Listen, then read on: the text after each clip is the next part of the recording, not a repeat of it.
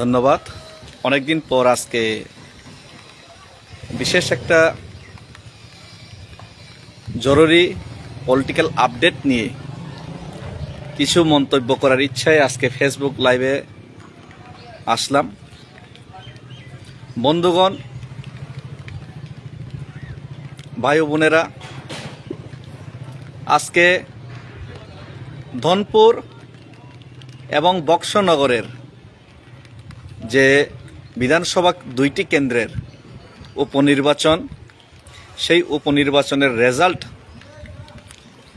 সেটা দেখার পর এবং সিপিআইএম পার্টির পারফরমেন্স দেখার পর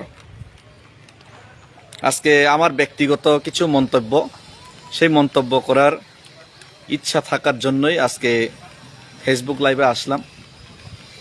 গত বিধানসভা 2023-এর নির্বাচনে এবং এর আগেও 2021-এর এডিসি নির্বাচনে আমরা লক্ষ্য করেছি সিপিএম শুধুমাত্র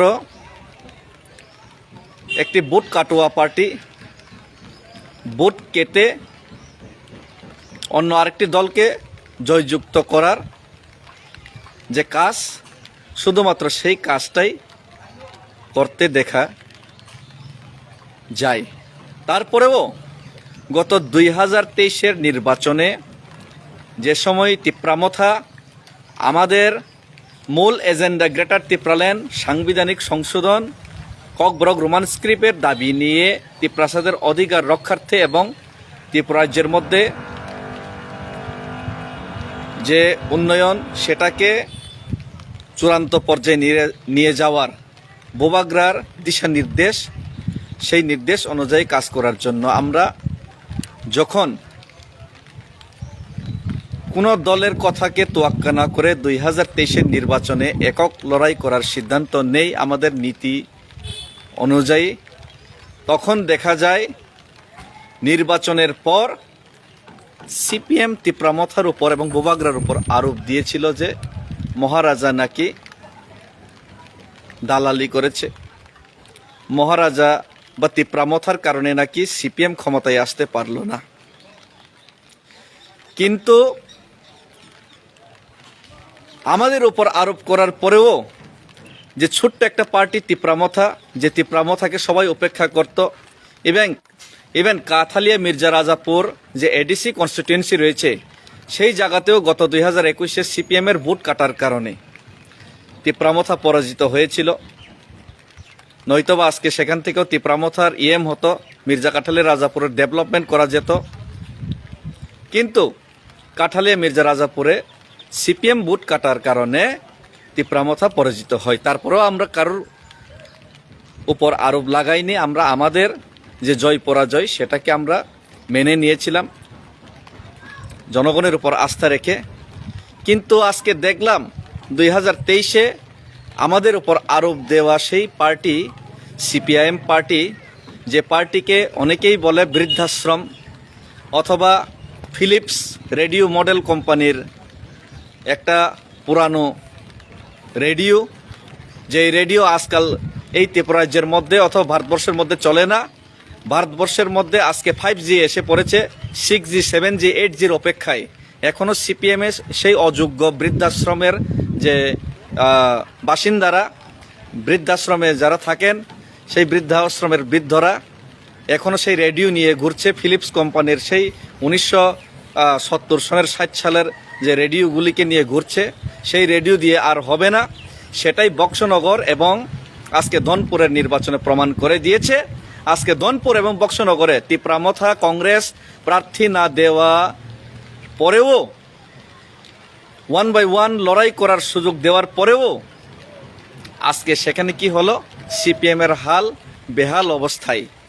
যে জায়গাতে বক্সনগরে আমরা তিপ্রামথাই 3000-এর উপর ভোট পেয়েছিলাম গত 2023-এর নির্বাচনে, আজকে সেই সিপিএম তিপ্রামথার উপর আরোপ দিয়েছিল, তারা তাদের নিজের মূল গড়েই মাত্র 3000 ভোট সর্বসাকুল্যে পেয়েছে।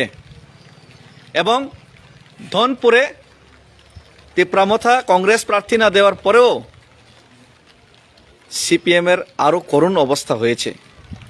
অর্থাৎ আমার একটাই আহ্বান, ত্রিপুরা রাজ্যে এখন ত্রিপুরা রাজ্যের মূল বিরোধী দল হিসাবে স্বীকৃতিপ্রাপ্ত প্রথম আঞ্চলিক দল হিসাবে যে দলটি ত্রিপুরা রাজ্যের মধ্যে আবির্ভূত হয়েছে সেটা ইতিহাস, এবং সেই ইতিহাসের সাক্ষী হিসাবে আজকে আমরা সবাই তিপ্রামথাতে যোগদান করে মহারাজার হাতকে আরও মজবুত করার জন্য এবং তিপ্রামথার প্রধান বিরোধী দল হিসাবে স্বীকৃতিপ্রাপ্ত প্রথম আঞ্চলিক দল, যে দল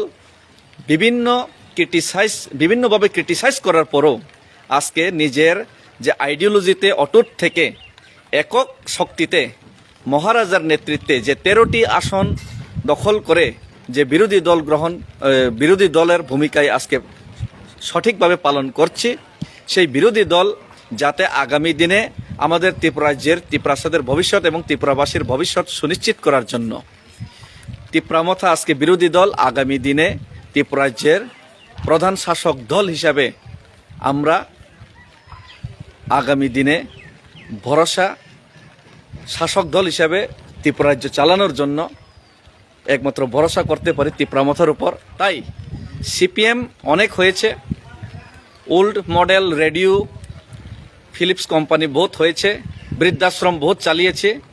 আসুন আজকে ইন্টারন্যাশনাল ফিগারের লিডার মহারাজার নেতৃত্বে এবং আমাদের বিরোধী দল নেতা অনিমেষ দেববর্মা, বিজয়রাঙ্কল স্যার, ওনাদের নেতৃত্বের যে দল তিপ্রামথার দল, যুব সংগঠনের যুবক এবং মহিলাদের এবং ছাত্রদের, যুবাদের যারা আওয়াজ, সেই দল তিপ্রামথাকে আপনারা দলে দলে সিপিএম সেরে যোগদান করে যাতে আগামী দিনে ত্রিপুরা রাজ্যের মূল বিরোধী দল নয়, ত্রিপুরা রাজ্যের মূল শাসক দল হিসাবে আমরা স্বীকৃত পাওয়ার জন্য আরও এক ধাপ এগিয়ে গেছি। সেই ধাপে সেই ইতিহাস তৈরি করার জন্য আপনারা দলে দলে সামিল হওয়ার জন্য সিপিএম সেরে এবং বিভিন্ন অযোগ্য আলতু ফালতু দলগুলিকে ছেড়ে তিপ্রামথাতে মহারাজের উপর আস্থা রাখার জন্য সবার উপর আজকে আমি অনুরোধ করছি। এবং আমি ধিক্কার জানাই সিপিআইএম প্রার্থী 2টা আসনে দেওয়ার পরেও without consultation with other political parties, other opposite political parties, যে 2টা প্রার্থী দিয়েছে সেখানে তারা যেভাবে সারেন্ডার করেছে বিজেপির কাছে, সেটা দেখে মনে হয়েছে অস্ট্রেলিয়া এবং বাংলাদেশ টিমের ক্রিকেট ম্যাচ, সেটার মতোই আমার অনুভূতি হয়েছে। সুতরাং আমি বলতে চাই যে শক্ত দল যারা শক্ত প্রতিরোধ করতে পারে সেই দলের উপর আস্থা রাখা উচিত ছিল। সিপিএম যে পাকনামি করে যে 2টা সিটে প্রার্থী দিয়েছিল উইদাউট আলোচনা করেই, সেটার আজকে ওরা ফল পেয়েছে। তারপরেও আমরা তিপ্রামথা ইন্ডিয়া অ্যালায়েন্সের আমরা কোনো ভাগিদারি না হওয়া সত্ত্বেও আমরা আজকে সেখানে প্রার্থী দেইনি। তারপরেও সিপিএমের এই রেজাল্ট, এর থেকে বোঝা যায় সিপিএমের অবস্থা কি হাল, তাদের ভবিষ্যৎ কি। সুতরাং আজকে আমরা এটাই বলতে চাই, ত্রিপুরা রাজ্যের মধ্যে যদি কোনো দল থেকে থাকে যে দল মুখ্য বিরোধী দল হিসেবে বিরোধীর ভূমিকা পালন করতে পারে, সেই দল হলো তিপ্রামথা। এবং যে বিরোধী দলের ভূমিকা স্বতঃস্ফূর্তভাবে পালন করতে পারবে, প্রতিরোধ করার ক্ষমতা রাখবে, সেই দলই আগামীতে ত্রিপুরা রাজ্যের মধ্যে একক সংখ্যা গরিষ্ঠ নিয়ে ত্রিপুরা রাজ্যের মধ্যে শাসক দল হিসাবেও ক্ষমতায় বসার সাহস রাখবে এবং ক্ষমতায় বসার অকাত দেখাতে পারে। সুতরাং আমি যারা এখনও ভুল ভ্রান্তি হয়ে সেই ওল্ড মডেল রেডিও নিয়ে সিপিএম নিয়ে 2-3 জন চলছে, তাদেরকে বলবো আগামী দিনে ভোট না কাটার জন্য সেই ভোট কাটুয়া পার্টিকে গণহারে বর্জন করে তিপ্রামথায় দলে দলে যোগদান করে তিপ্রামথার ভিতকে আরও শক্তিশালী করার জন্য, সেই কথাগুলি বলার জন্যই আমি আজকে এখানে ফেসবুক লাইভে আসতে বাধ্য হলাম। কারণ সিপিএম যেভাবে আজকে সারেন্ডার করলো, কাউন্টিংয়ে পর্যন্ত যাওয়ার তাদের সাহস নেই, পোলিং এজেন্ট দেওয়ার সাহস নেই, এভাবে লড়াই করতে চাই সিপিএম। অথচ এই জায়গায় যদি তিপ্রামথা আজকে হতো, তাহলে তিপ্রামথাকে লড়াই করার পরও সিপিএমরা বারবার দালাল এবং বিভিন্ন ভাষায় আক্রমণ আমাদের উপর করত। লাগাতার আক্রমণ সেই 2018 ও সেই 2020-21 থেকেই আমাদের উপর করে আসছে। কিন্তু সেই লাগাতার আক্রমণ করার পর দেখা গেল যারা আমাদের উপর আরোপ তুলল, উংলি তুলল, তাদের চোখের মধ্যেই কিন্তু সেই ধূলিকণা, নিজের চোখের মধ্যে যে ধূলিকণা জমে রয়েছে, সেই ধূলিকণা ওনারা সাফাই করতেই পারেনি, শুধু অন্যের উপর আঙ্গুল তুলল। সুতরাং আজকে সেটা প্রমাণ হয়ে গিয়েছে। সেই প্রমাণ আমাদের আর দরকার নেই, সেই প্রমাণ ওনারা নিজেই করেছেন।